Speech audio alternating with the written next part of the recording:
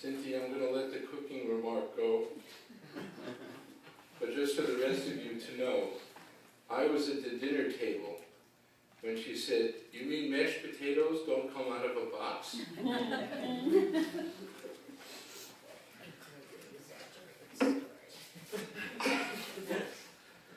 Elaine was born in New York City to Julius and Regina Wilk Roth 84 years ago. The Roth family was extremely poor back in those days, and as a result, Elaine and her parents moved around quite a bit from apartment to apartment. Nonetheless, she graduated George Washington High School and went on to attend Brooklyn College, where she graduated as a 49er in May of 1949. She became a social worker working for the city of New York after she graduated college. Soon after, she met her husband Eli Shub on a blind date, which was set up by Eli's friend Bob Elwell. Dating Elaine Roth was apparently not something every young man was up to because of the man in the trench coat. This sounds like the beginning of a Perry Mason episode. I assure you it isn't. As I learned while talking with the girls yesterday, whenever Elaine was on a date, there was also someone else who went along, albeit incognito. The man in that trench coat was none other than her father, Julius. As I learned, when Eli and Elaine were on a date, he always had the feeling they were being followed. Elaine reassured him that wasn't the case, and he should just ignore it, as though he was imagining that he was being tailed. Eli was petrified of Julius, and despite his fears, he finally did ask Elaine to marry him. Apparently she said yes, and her parents made them a beautiful wedding at the Park Terrace Catering Hall in the Bronx on Tuesday, May 30th at 6 p.m., Memorial Day.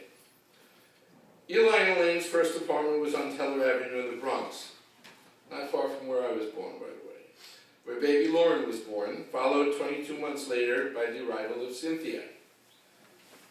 Parenthetically, Elaine was first diagnosed with MS during her pregnancy with Cynthia, as she said. In those days, little was known about this disease and how to treat it. Elaine required a lot of rest time due to the MS, but it didn't stop her from doing anything. Eli and Elaine were pioneers of the wilderness, then known as East Meadow, Long Island, where they purchased their first home. 8.5 years later, along came Stacey, and after 2 years or so, they decided that they'd outgrown their home, and they relocated to Roslyn. It was decided that Stacey would be the first of the 3 girls to celebrate a bat mitzvah. In order to make that happen, Elaine went back to work, this time as a product demonstrator at Fortunoff's. There's some discrepancy as to what product she was demonstrating, but it doesn't matter.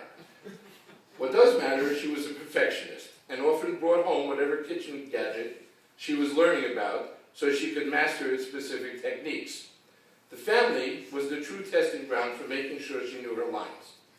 I'm told that watching Elaine do a demonstration was like watching a theatrical performance. It's no wonder that all her daughters loved the stage. While not having been raised in a religious home, all 3 girls have a very deep commitment to their Jewish roots, and each of them have a unique approach to their Judaism. At the age of 12, Lauren decided she wanted to be part of Temple Beth Shalom, a conservative synagogue in Roslyn. So, like any normal 12-year-old, she decided to join by herself, and thus became an active member of the Beth Shalom USY group. Both Cynthia and Stacey attended Hebrew school, and last night, I actually got, about 1 in the morning, actually got to hear part of Stacey's bat mitzvah of Torah. She might not look it, but that bat mitzvah was quite a while ago, and I'm sure her teachers would be very proud that she still remembers it after all these years. None of the Shubs look their age, and the fact that Lauren's children look older than they do, I'm not sure what that's all about, but I think it's all about good genes. Cynthia was not very good at Hebrew school, according to her, but she made sure that her son Elias attended Hebrew school, and she and Jeff became active members of my Long Island congregation, Sons of Israel in Woodmere. In fact, that's where I met them. It was quite an experience. I was leading the High Holiday Family Service, and my first meeting with Cynthia, as I got off the bima, was her screaming at me from here up that Her son was afraid of me, and how dare I scare him like that? My resolution to that problem was that I told her that was ridiculous, and I made her an usher so she could help with the service. And thus began a very long and special friendship for me. I was proud to have trained Elias for his bar mitzvah, and I can honestly tell you that he learned more studying with me during those weeks than he learned all through Hebrew school. That was my real opportunity to bond with him, and to this day, Elias is like my own son. Cynthia tried to invade that bar mitzvah lesson when Elias was trying to run out, and I sat on him, and I told her to get out, or I'd throw her out of her own living room. Elias was brilliant on his bar mitzvah, and he's been brilliant ever since.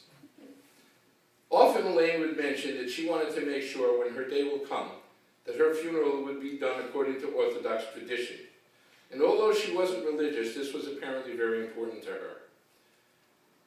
It was my honor and privilege to know Elaine and to experience her special qualities while she was alive. It is now my distinct honor to be co-officiating with Rabbi Haken at her funeral today, as we will all fulfill the mitzvah of granting her wishes to the letter. Elaine's life was not an easy one by a long shot. She was widowed at a young age when she lost her husband Eli at age 60 after a long illness. She was advised not to make any major changes for a year after his death, but she regrouped and decided to sell the Roslyn home they shared and moved in with her then new partner Joe in what was soon to become her new co-op apartment in Windsor Park, Bayside. She and Joe shared a life together for 22 years. They became part of the Snowbird set, who spent the winter in Florida and then came back to New York when the weather got warmer. As Elaine's MS progressed, the winters became more difficult for her to endure, and she and Joe decided to purchase a condo in Delray Beach, Florida, near to her cousins Charlotte and Solly. Elaine loved people, and as we heard, loved to feed them. I missed that part. I fed her. And as I learned, the men always got served first. I missed that too. Elaine loved to cook and loved to feed her family. To her, and I think this is the lesson that we all need to really take away from today, family comes first, and it was the most important part of her life. Yes, she was a gregarious hostess, and she was the driving force behind the cousin circle. She loved those gatherings and was proud to organize them. As I learned, both Eli and Elaine enjoyed the casinos, and Elaine had developed her own foolproof system to beat the odds. For Sam's 21st birthday, as Jonah talked about, the family went to Atlantic City, and Elaine showed Sam the ropes. Somehow she always seemed to come home with winnings. Who'd have thought? Elaine leaves behind an amazing legacy. As I mentioned, to Elaine, there was nothing in her life more precious than her family. Her love extended way past her children. Her sons-in-law, Dr. Bob Itis, Jeff, and Frank, were her sons as far as she was concerned. The things you did, Frank, during her illness, the way you took care of her, had you been her own son, you couldn't have done more. And she loved you. And I know that because she told me so. She was very proud of every one of them and enjoyed a very special and unique relationship. Jeff told me on many occasions, I have the most wonderful mother-in-law there ever was. How many people do you know say that? She loved her children too. Lauren and Bob, Cynthia, Jeff, Stacey, Frank. She adored all her grandchildren, Jonah and Julia, Sam, Ravi, who now has a beard. The last time I saw him was in my swimming pool. He was about 10. He had no beard. Elias, and last but certainly not least, you, Sky, the latest addition to the family. She used to tell everyone, just like Mom said, finally, I have a grandchild who looks just like me. And that was you. At this time, I'd like to ask you to all rise as Rabbi Haken and I recite the memorial prayer.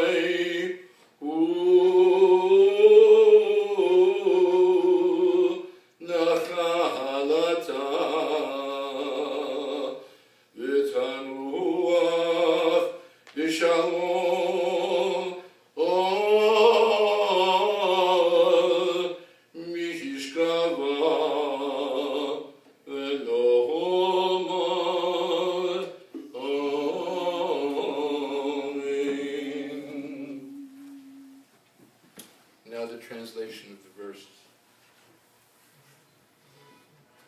O compassionate God, eternal Spirit of the universe, grant perfect rest in your sheltering presence. To Ite bat Gedalia hakohen v'Rivka, shahalcha la'olama, who has gone on to her eternal rest. O God, in your great mercy, in your sheltering presence, let her find refuge in the shadow of your wings.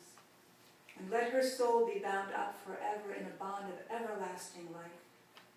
For you, O God, you are her inheritance. May she rest now in peace, and together let us say, Amen. Amen.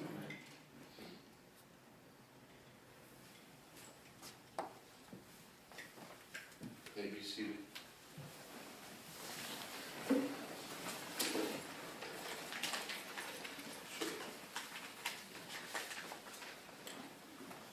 Shiva will be observed at various places during the next week. Today, following the interment, the family will receive friends and family at 843 Central Avenue, Woodmere, New York, until 9 p.m. this evening. There will be a minyan at 7:30. Please help us ensure that we can daven and that the mourners can say Kaddish.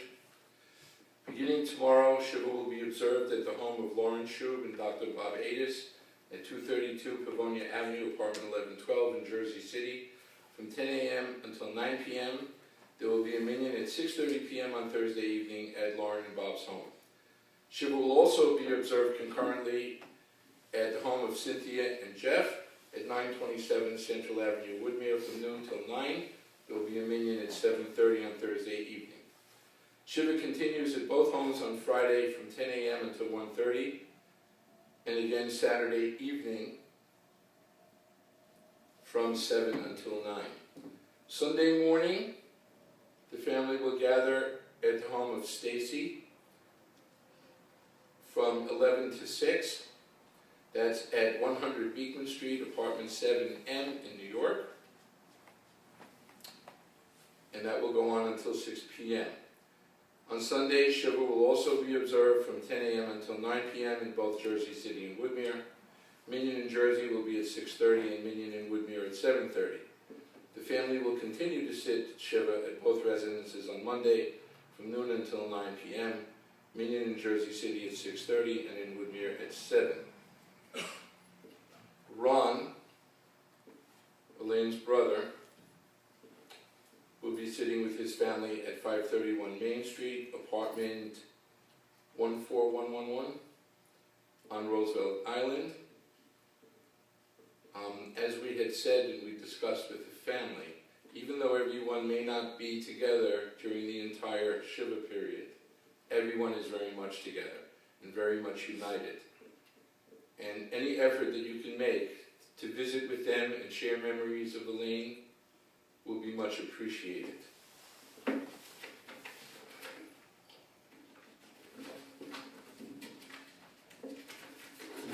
Interment will follow immediately at Mount Lebanon Cemetery in Glendale. If you're planning to go to the cemetery, please get into your cars as quickly as possible and line up behind the hearse with your headlights on for the procession to the cemetery. Although it's not appropriate to thank you for coming to a funeral, I'd like you to know that your presence here today is a major source of comfort to the family, and that although they're not allowed to say thank you for coming, is very much appreciated and very important.